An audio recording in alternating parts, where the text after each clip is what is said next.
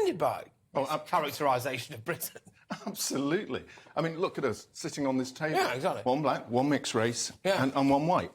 Equal. We can get married with whoever we like, and there's no issue. You can be top footballer. You can be a leading CEO of an investment bank. You can be in politics, our chancellors, our foreign secretary, and also someone who's involved in the immigration argument. This country is actually one of the fairest and most equal countries in the world compared to those when we're looking at BAME, individuals trying to seek a job. And I find it incredibly offensive that they try to argue that we are a racist country and it infused through all our institutions. They should be hanging their heads in shame, and actually every one of them should be fired and replaced by people like me who is proud of our country, proud of our history, and proud of the way that we should be promoting our nation globally. Yeah, I mean, I find it shocking. So some of the countries they've included here, which they say are blighted by ethnic conflict, civil disturbances and genocide, include Afghanistan, Australia, Bosnia, Colombia, Darfur, France, Germany,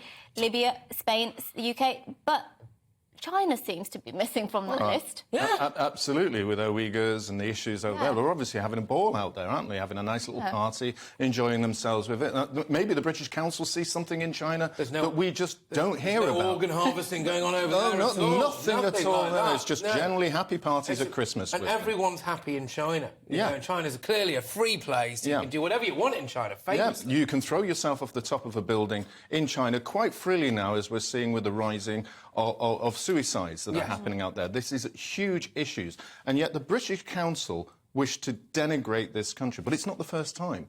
Only a couple of years ago, they actually turned around and said speaking English and the Queen's English is problematical. That we should be speaking something else. I mean, what? You know, I don't know. I mean, maybe it was when you're drunk in a bar and that's the sort of language that they want to kind of promote when you can half understand each other. But they are shocking.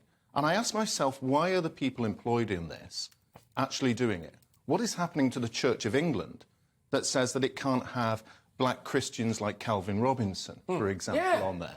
So this is wokeism becoming a new secular religion across all our institutions. You could argue the thing that's permeating through all of our institutions, as this report accuses us of doing with racism, is actually wokedom.